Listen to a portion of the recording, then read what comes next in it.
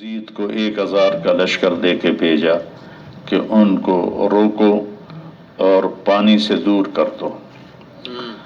تو حر علیہ السلام کو اندازہ نہیں تھا کہ نوبت یہاں تک پہنچے گی، تو اس نے آپ کو گھیرے میں لیا اور عزت کے ساتھ احترام کے ساتھ بٹھا دیا، پانی بھی نہیں روکا. تو ان کو عرض کرنے لگے کہ آپ مان لیں آپ کے سب کے گھرانے کی حفاظت ہو جائے گی اور آپ باعزت رہیں گے. تو انہوں نے فرمایا کہ میں اپنے الفاظ میں کہتا ہوں کہ اگر امام عالی مقام یہ بات مان لیتے تو آپ کی عظمت میں کوئی فرق نہ پڑتا کہ جب آپ ماں کا دودھ پی رہے تھے دونوں بھائی، چونکہ 10 مہینے کا فرق تھا، تو آپ نے اس وقت یہ اعلان کیا تھا کہ حسن حسین جنت کے نوجوانوں کے سردار ہیں، سید شباب اہل الجنہ. ہاں، اور سیدہ شباب اہل الجنہ، اور ان کے والد ان سے زیادہ افضل ہیں، اور میری بیٹی فاطمہ جنت کی عورتوں کی سردار ہے. اور جان بچانے کے لیے تو آخری حد تک بھی تقیہ کیا جا سکتا ہے، لیکن ایک مقام ایسا آتا ہے جب جان دینا زیادہ محبوب بن جاتا ہے اپنی جان بچانے سے. تو آپ نے فرمایا کہ یہ سودا میں کر نہیں سکتا. تو جب وہ ابن زیاد کو پتہ چلا تو پھر اس نے 4000 کا لشکر اور بھیجا، ادھر 72 ادھر 5000، اور آپ کے لشکر میں ٹوٹل 42 گھوڑ سوار تھے اور 32 پیدل تھے. تو انہوں نے آپ کو گھیرے میں لے لیا. شمر ملعون نے پانی بند کر دیا.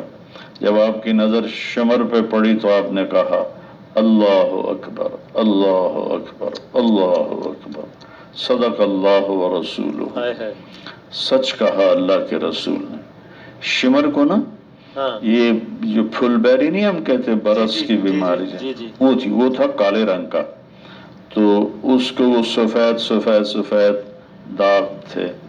تو جان نثار نے پوچھا کہ حضرت یہ کیا فرما رہے ہیں آپ نے کہا کہ یہ شمر کو دیکھ کے مجھے اپنے نبی کی بات یاد آئی ہے کہ آپ نے فرمایا تھا میں ایک سفید اور کالا کتا دیکھ رہا ہوں جو میری اولاد کا خون پی رہا ہے، تو وہ یہی ہے.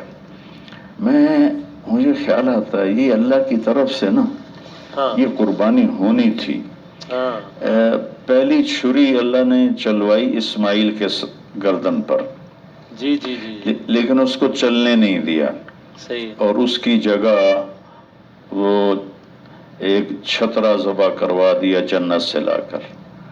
دوسری دفعہ چھری چلنے لگی حضرت عبداللہ پر، ہمارے نبی کے والد گرامی، لیکن 100 اونٹوں کی قربانی کے بعد آپ کی جان کو سلامتی ملی.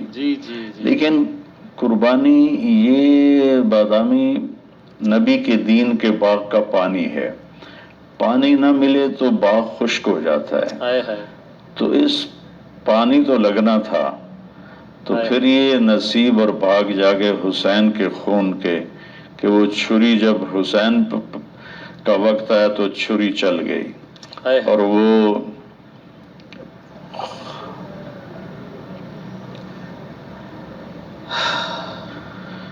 جب آپ نے دیکھا کہ اب کوئی راستہ نہیں ہے تو آپ نے ان سے کہا، یہ بات ہے جمعرات کی، آپ نے ان سے کہا میں مختصر بتا رہا ہوں، مجھے 1 رات کی مہلت دو. تو سب نے سمجھا کہ شاید اب یہ کل بیعت کر لے گا.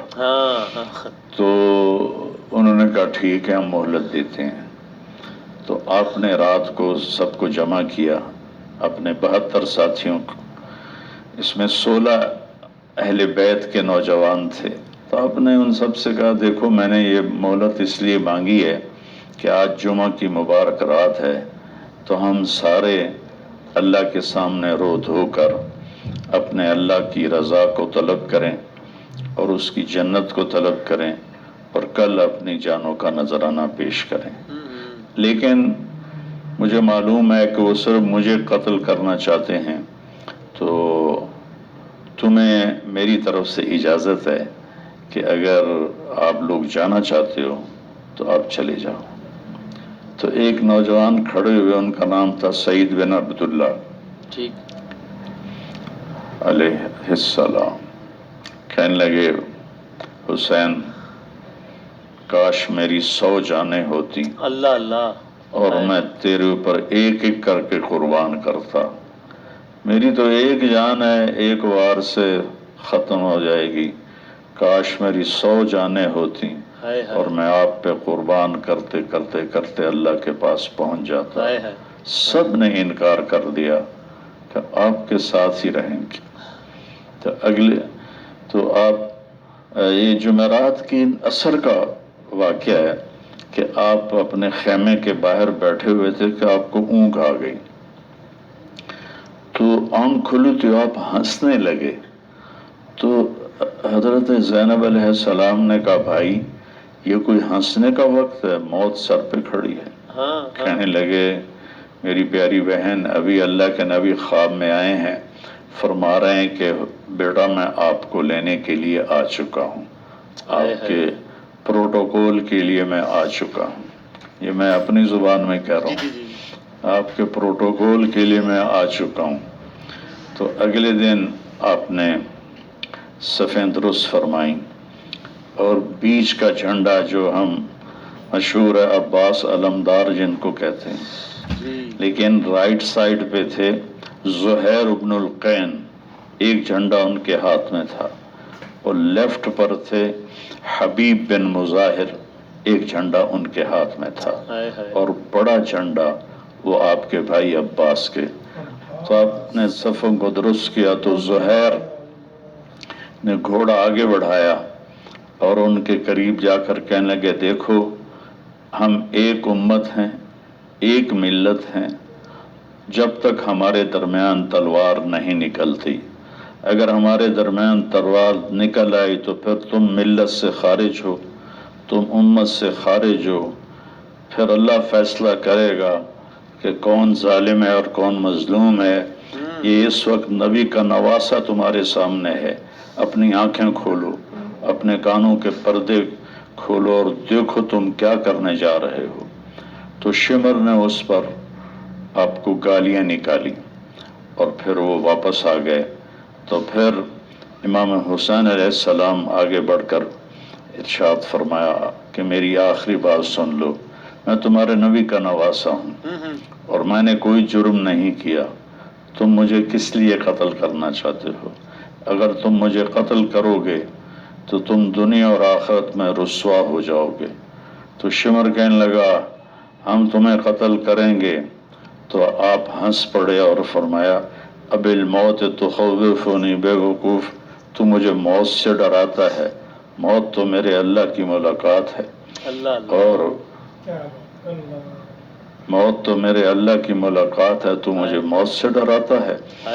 تو اس کے بعد آپ تشریف لائے اور پہلے نا 1 to 1 لوگ نکلے، تو ایک ابو سعید رحمۃ اللہ علیہ تھے، وہ نکلے تو انہوں نے ان کے کئی آدمی پہ چھاڑ دیے اور خود زخموں سے چور ہو کے شہید ہو گئے۔ تو شمر نے کہا کہ یہ ایک ایک نکلا نا تو ہم سب کو مار دیں گے، ان پر اکٹھے حملہ، چونکہ وہ تو مرنے کے ارادے لے کر آئے ہوئے ہیں، ان پر اکٹھے حملہ کرو۔ تو انہوں نے پھر شمر نے کہا پہلے ان کے گھوڑوں کو ختم کرو، تو انہوں نے 5000 آدمیوں نے تیر اندازی کی گھوڑوں پر، 42 گھوڑے تھے، وہ سارے گھوڑے مر گئے تو سب پیدل ہو گئے۔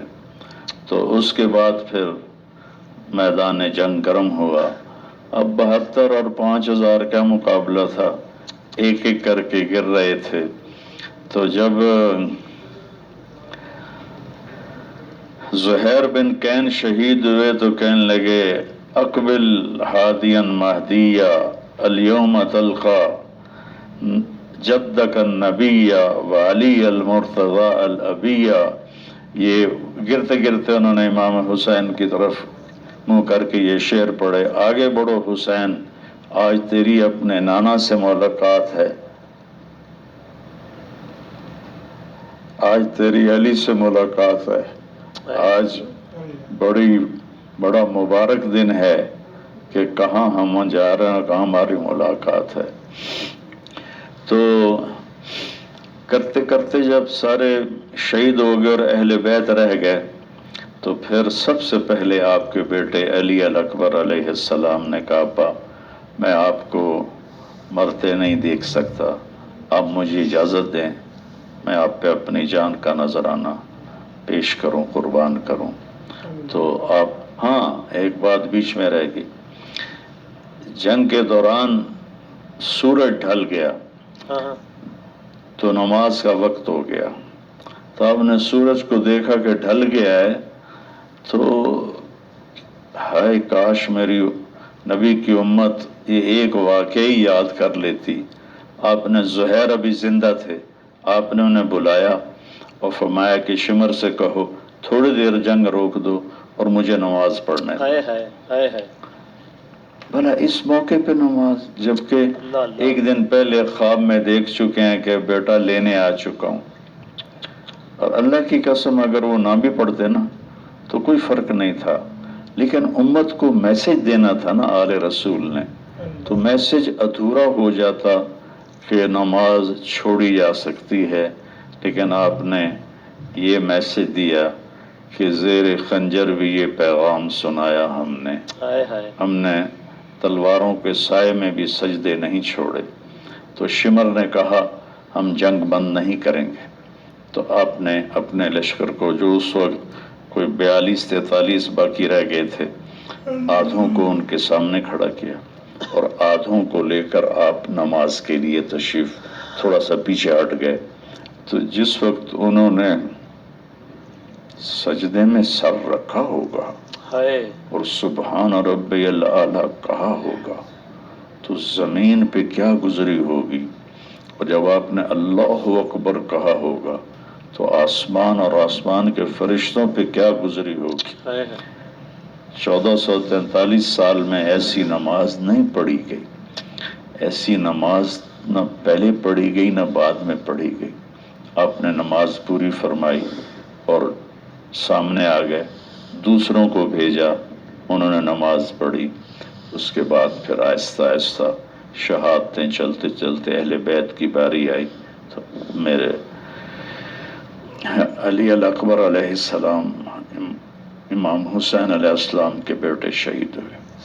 تو اس کے بعد حضرت حسن علیہ السلام کے بیٹے عبداللہ نے اجازت چاہی کہ مجھے اجازت دیں کہ میں جاتا ہوں. تو ان پہ کندھے پر تلوار پڑی تو بازو اتر گیا تو ان کی چیخ نکل کا یا عمّا، ہائے چچا. تو امام حسین علیہ السلام تھوڑا پیچھے تھے، زخموں سے چور تھے، وہ زخمی شیر کی طرح صفوں کو چیرتے ہوئے اور لوگوں کو کاٹتے ہوئے جب ان کے قریب پہنچے تو وہ تڑپ رہے تھے اور جان دے رہے تھے. تو انہوں نے کہا کہ بھتیجے آج تیرا چچا بڑا بے بس ہے، آج یہ تیری مدد نہیں کر سکتا، لیکن وہ کیا دن ہوگا جب انہیں اللہ کے نبی کا سامنا کرنا پڑے گا تو یہ کیا منہ دکھائیں گے، کیا جواب دیں گے. پھر آپ نے ان کی میت کو اٹھایا اور پیچھے شہدائے اہل بیت کے جو شہداء تھے ان کے ساتھ رکھا. پھر حضرت عبداللہ بن جعفر کے بیٹے اون اور محمد شہید ہوئے. اس طرح کرتے کرتے کرتے 15 اہل بیت شہید ہو گئے. پھر آپ اکیلے رہ گئے تو شمر نے کہا آگے بڑھو اور ان کا سر اڑا دو. تو کوئی ہمت نہیں کر رہا تھا آپ پہ ڈائریکٹ حملہ کرنے کی. تو شمر نے سب کو گالیاں دی. تو زرع بن شریک تمیمی نے پھر پہلا وار کیا نیزے کا. جو آپ کے سیدھے کندھے پر یہاں لگا اور آپ